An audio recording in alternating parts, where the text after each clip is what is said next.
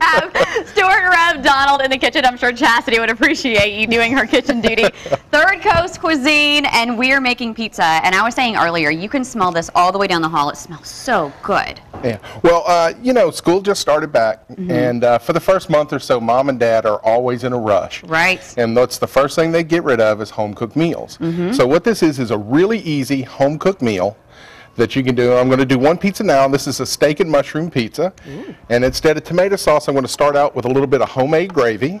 That's my sauce. Different. Yeah. When is gravy ever a bad thing, right? Yeah. Okay. And I'm just going to smear that around just like you would the tomato sauce. Okay. I like to put just a little bit of cheddar cheese down here as glue. Oh, yes. Got to have some cheese if you're going to have a pizza. Oh, yeah. That's just a little bit, like I say, as glue. And I'm going to take some of these steak pieces. You can get these ready-made.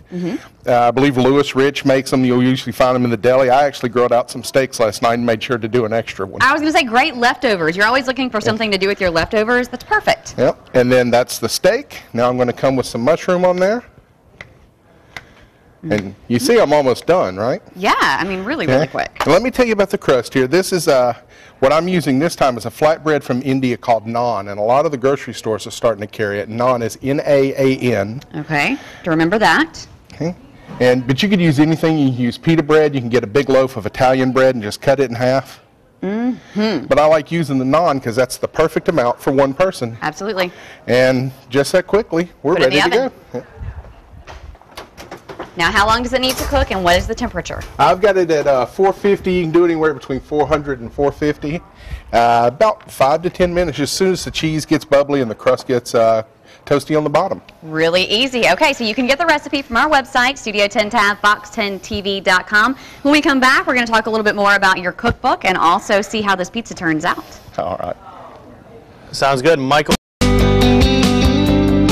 I can eat pizza any time of day. That's why I'm happy Stuart Rev Donald is here this morning because we've been making some pizza. Stu, tell the folks what you've done so far. All right. Well, the first pizza, I've already just pulled it out, and it's really it's hot and bubbly and everything. Nice. It's a steak and mushroom pizza with gravy for the sauce. Looking good. And I'm going to put a little finish on it. What I've got here is some fresh thyme. Okay. This is just my fancy little touch. Thyme really goes well with beef. And then I like to finish with a little bit of coarse kosher salt. And that'll give it a little bit. To say. That is a tongue twister. Especially this early in the morning. And that'll give it a little bit of crunch. It's really more for texture than for flavor. And if you want to cut that and have at it, I'll get started on the next one. Okay. What's the next one going to be about? Clams Casino is a very popular appetizer. You take the clam, you put a little bit of butter in there, a little bit of garlic, a little bit of Parmesan cheese, bacon, breadcrumbs, stick in the oven. I'm going to turn it upside down. I'm going to start with my breadcrumbs, and in this case, it's another piece of naan. Okay. I'm going to paint it with a little bit of extra virgin olive oil. So this is what you hear when they say white pizza. Right. That's what this is. It's got a white sauce, and in this case, it's just olive oil. I do like white pizza. Now I'm going for some of the clams, and now I have to tell you, I've never had clams on a pizza before. This is a little bit interesting. It's a really good combination. Yeah. Especially if you're like a big pasta fan, your friend, you're a big fan of linguine with clam sauce. It's a very similar flavor to that. Great. Only, you know, because it's the South, I got to add bacon. Well, I mean, let's not be ridiculous. Of course, we're going to add some bacon. Yeah, I mean, I believe Governor Bentley made that law. He did. He did. It just recently passed. Okay, so I've got some clam on there, and I don't want to go with too much clam unless you're just crazy about it because it'll overpower and it can also make the crust soggy. Okay. A little shredded mozzarella, and then bacon. Bacon. Okay, and I'm just going to slide this in the oven for a minute, and like that one, 5 to 10 minutes, and it should be ready. All right, Stuart, while you do that, and we're going to wait for that to finish up there, talk to me a little bit about this book you have, which is online. It's called a Kindle Single, correct? Right. Kindle Single is just the neat nomenclature for a book of 30,000 words or less. Okay. And this particular one is called Dinner Conversations.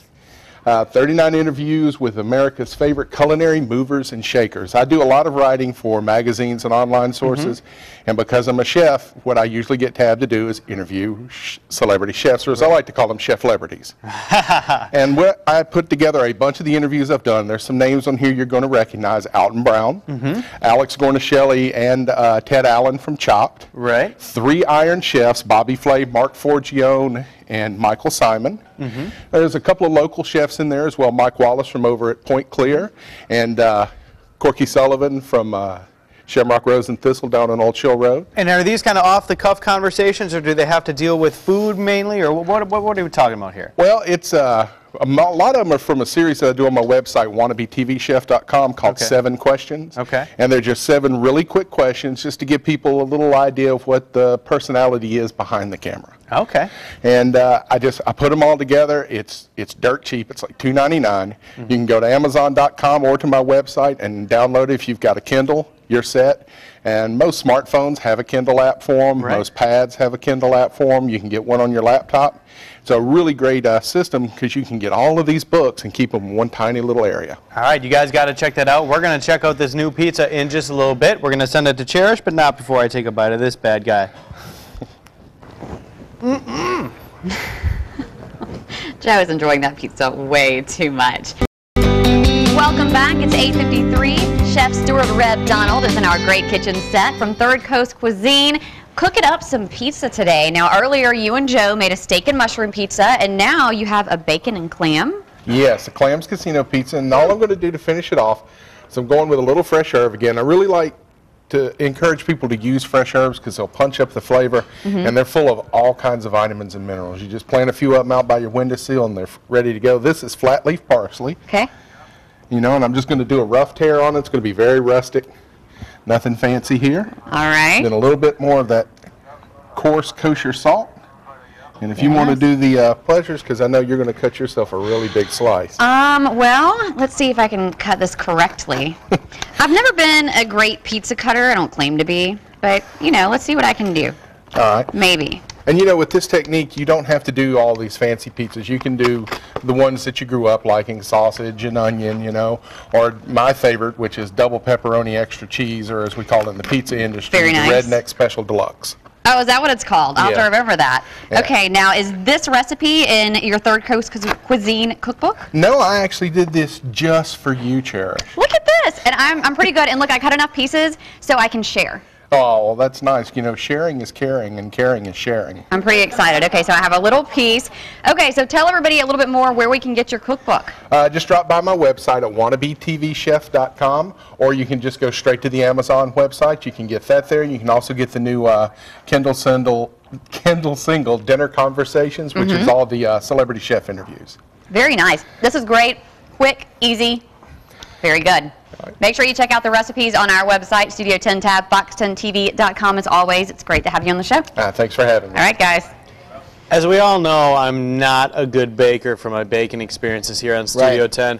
But how difficult is it to cut a pizza? How does Cherish claim to not be a good pizza cutter? I was wondering it's just, that myself. You go like this. She's like, I'm not good at it. Where's the difficulty? I don't. We'll have to ask her when she comes back on set. Yeah. That'll be our question, our Cherish question.